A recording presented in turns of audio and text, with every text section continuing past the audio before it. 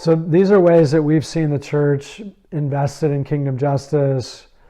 These are some of the stories that we have to tell from both our local projects that we touch here locally in Reading, as well as some of the friends that we work with all over the globe. And again, at the end of the day, the in to these projects is connected to the conviction that people are carrying, the sense of yes that they have in following Jesus.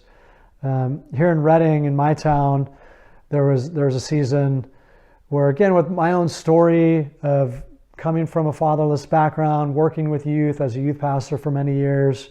My wife is a school counselor, so she's in the professional demographic working on public school campuses. She'd just be coming home with story after story about kids in crisis, kids in need. And again, I'm just paying attention. My eyes are open. Again, I've got this background as a youth pastor. I know some of these stories. I've mentored kids that come from fatherless backgrounds already. But as a pastor, I'm paying attention to what's going on in my town. I'm hearing these stories from my wife. I'm like, we can do something about that. I actually asked her, it was definitely like a leading question. I'm like, what do you think the answer is? And I knew the answer. She's like, because again, they're working hard, educators, teachers, school counselors. And she's like, but we're overwhelmed. Like at the end of the day, we're not doing enough. We love what we're doing. We're making impact, but there's a need for more. And I said, what do you think would be an answer to some of that? Like, what could the church do to bring some strength in that space of need? And again, the need would be the space of kids that are at risk, kids growing up in poverty situation, fatherless kids, single parent homes, sometimes even no parents, sometimes kids that are even homeless, couch surfing. And she said, without skipping a beat, oh, mentors. Like if our school had access to mentors and our kids had mentors coming on campus with some kind of regularity and frequency, that would make such a huge difference. And I'm just like, what am I going to do with that knowledge? I'm going to do something about that as a pastor, as a leader in my community. I'm going to seek to build a bridge. So pretty simply, it wasn't rocket science. I asked for a meeting with her boss, a superintendent in a district that she works in. I mean, maybe an easier meeting for me to get than most because he happens to also be a part of our church. And, we had a very simple 60-minute sit down where I just told him some of my stories, working with youth in our city. Again, as a former outreach pastor, working in the streets and neighborhoods, that his wife is employed in his district as a school counselor. And we just connected. I went in really low.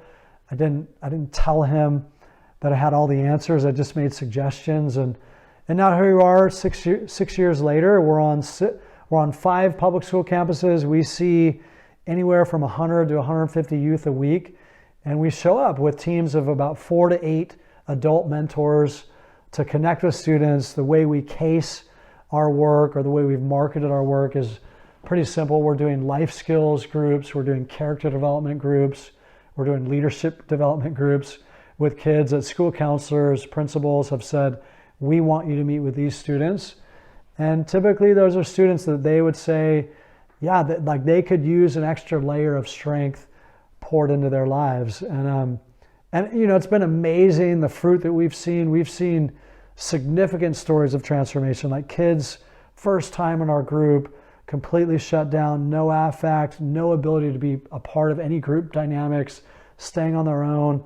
Kids that I know because of stories that those leaders have told me had already been suffering from suicidal tendencies. There was one story of a gal that came to us and she left our first group. She told her school counselor, I don't ever want to go back to that group. There's no way I'll be there. And the school counselor was like, what do you mean? Like, why don't you want to go back? And she said, I've never seen adults that are like that. There's no way those people are for real. And our school counselor friend's like, what do you mean? She said, I've never seen adults that are that happy, so they can't be for real. There's no way they're legit. And our school counselor contact is like, give them a chance. Like, we know them. What they're doing is real. We've seen the effect that they have on our students. They actually genuinely care.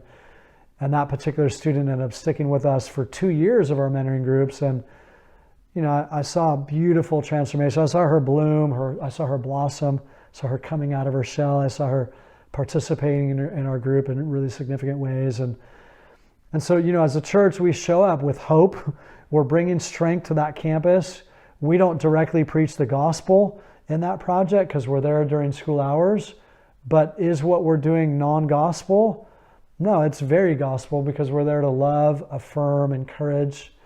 So we've been very active in the youth development space in our community.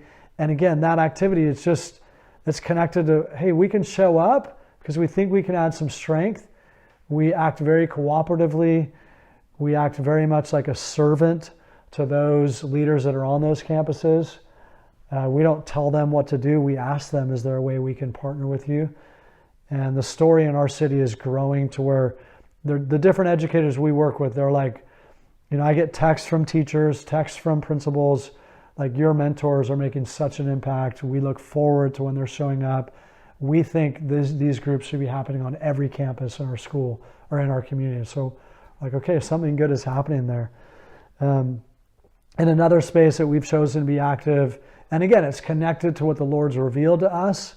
It's a yes that we feel like the Lord's invited us into, is we're very active in the anti-trafficking space here in our town. So we have a local anti-trafficking coalition called NCAT, which stands for the Northern California Anti-Trafficking Coalition. And the short version of that story is I felt the Lord inviting me into being active in the anti-trafficking space as a leader in the justice movement that we were seeking to birth here at Bethel. And he told me very clearly, just pay attention to the relationships that I send you. I connected with a survivor of trafficking. I connected with a business leader in town that had actually adopted a survivor of trafficking. I connected with another business leader in town that had worked for another not-for-profit in a different area down in Sacramento. And we just started conspiring. We started putting our heads together. We started dreaming.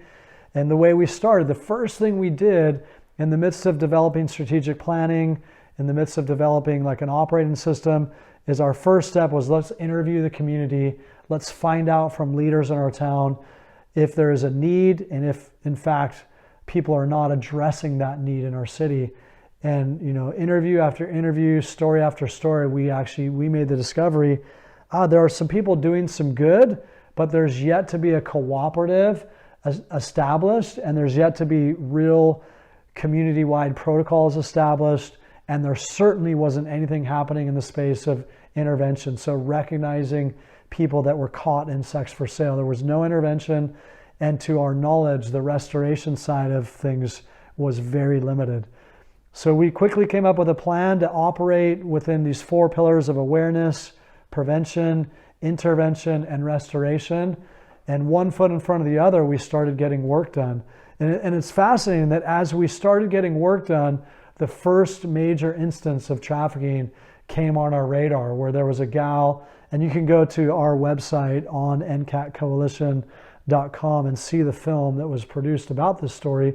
But a gal in broad daylight who'd been kidnapped from the Sacramento area and was being held against her will and being forced to do sex for sale acts for, I believe, just about a week, ran in broad daylight screaming, "Help, somebody save me, I'm being held against my will." And the long and the short of that story is our community wasn't adequately organized to respond to that young girl's need for help. And eventually she just ended up running. She asked for help from law enforcement. She asked for help from a local shelter, and neither of which they just weren't equipped to handle that need. So the gal basically assessed, like, I'm not safe. She ran. And the way that story finished is her pimp found her. She was found in a very rural area up here in Northern California, stripped, minimal clothing, and her mouth closed, like stapled closed, as a sign from her trafficker, don't talk. And so that story was happening as we're organizing and working. And so we were very clearly convinced from heaven, hey, something needs to be done. And yeah, here we are about 5-6 years later. NCAT has a footprint in the community. People know us. We are not the only reason something is being done, but we're very much a part of a cooperative. We're working with other leaders in our community to see real protocols for response and recognition of victims established. And it's been a beautiful journey, a huge run. We've learned a ton. So those are 2 very real projects that we're invested in locally, again, as the result of things that we've seen.